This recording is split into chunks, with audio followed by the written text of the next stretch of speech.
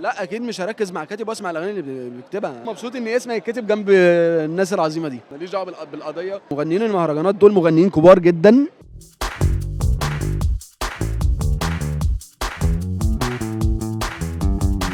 كلمنا عن اغنيه الفيلم، طبعا بنبارك لك، واضح ان هي مكسره الدنيا. كلمنا عنها وان الفكره بقى جات لك ازاي. يعني انا مبسوط جدا ان انا شاركت في الفيلم مع كل الممثلين الكبار والعظام دول.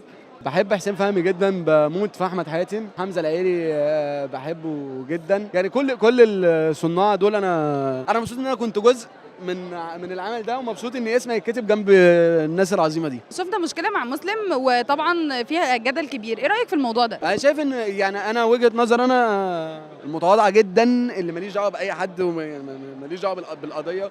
انا شايف ان مسلم ممكن يحط ايده على مشكلته ويبدا يحلها افضل من اللي هو بيعمله. يعني يمسك المشكله في ايديه ويبدا يشتغل عليها واحده واحده لحد ما يحلها، هيكون افضل من اللي هو بيعمله دلوقتي. انا بحب مسلم جدا جدا، مسلم صاحبي جدا. مسلم انا قدرت انزل معاه ب3 اغاني في خلال فتره الوقف اللي هو موقوف فيها. انا بابا بتاعته بوسي، وحش كانت في نفس الفيلم بتاع اكس مراتي، وعملت له الاغنيه دي.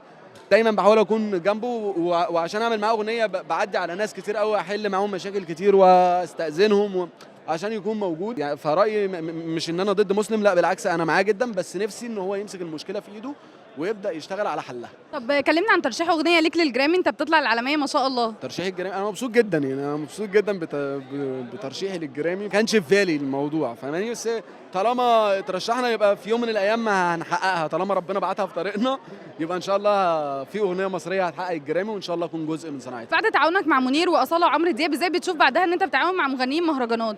بتشوف ايه الفرق ما بين التعاون ده وده؟ مغنيين المهرجانات دول مغنيين كبار جدا، انا بحبهم جدا كلهم وبحترمهم جدا جدا. والمهرجانات صناعه مصريه لا تقل شيء عن اي اغنيه تانية، بالعكس بل تزيد. ممكن مش شايف ان في فرق او اختلاف ما بين اغنيه مهرجانات او اغنيه عاديه. ده بيقدم محتوى معين وده بيقدم محتوى. ده بيقول مفردات الناس بتاثر بيها، وده بيقول مفردات الناس بتاثر بيها وكده. مين اكتر كاتب بتحب تسمع له حاليا؟ لا اكيد مش هركز مع كاتب واسمع الاغاني اللي بيكتبها. انا بسمع الاغنيه اللي حلوه بس. اعرف اساميهم منكم انتوا اللي بتقولوا لي، يعني بتقولوا لي فلان الفلاني وفلان، ما اعرفش اساميهم. كان ليه سموك مصطفى حدوته؟ بسبب الكتابه. يعني هو كان في حكايه كده بسبب الكتابه يعني.